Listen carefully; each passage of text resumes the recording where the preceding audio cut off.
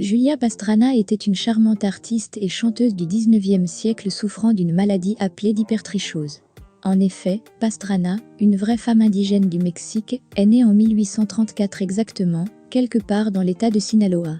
Elle souffrait d'une maladie génétique, l'hypertrichose terminale, ou hypertrichose lanuginosa généralisée. Son visage et son corps étaient couverts uniquement que de poils.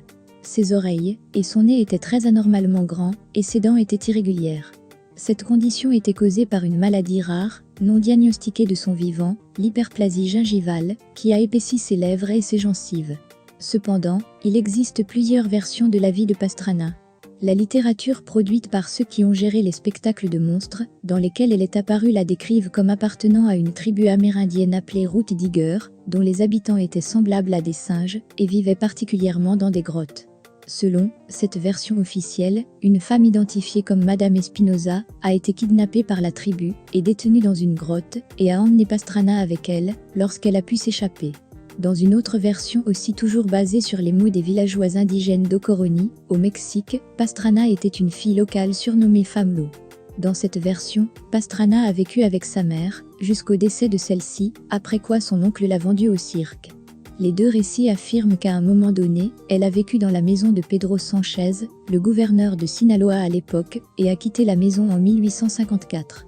Selon Iréneo Paz, Francisco Sepúlveda, un douanier de Mazatlan, a acheté cette dernière et l'a emmenée aux États-Unis d'Amérique. Au début, Pastrana faisait des performances remarquables sous la direction de J.W. Beach, mais en 1854, elle s'est enfuie avec Theodore Lane, qu'elle a épousé plus tard à Baltimore, dans le Maryland. Monsieur Lane est devenu son nouveau manager et ils ont fait beaucoup de tournées aux États-Unis et en Europe. Ses talents de chanteuse et danseuse l'ont hissée au sommet de sa carrière professionnelle. Au cours d'une tournée à Moscou, Pastrana a donné naissance à un fils aux caractéristiques similaires que sa mère.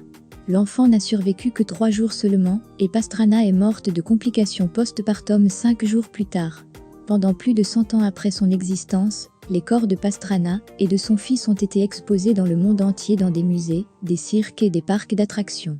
En février 2013, avec l'aide du gouverneur de l'État de Sinaloa, Mario Lopé Valdez, de l'artiste visuel Laura Anderson Barbata, basée à New York, des autorités norvégiennes et d'autres, le corps a été remis au gouvernement de Sinaloa et elle a finalement été enterrée.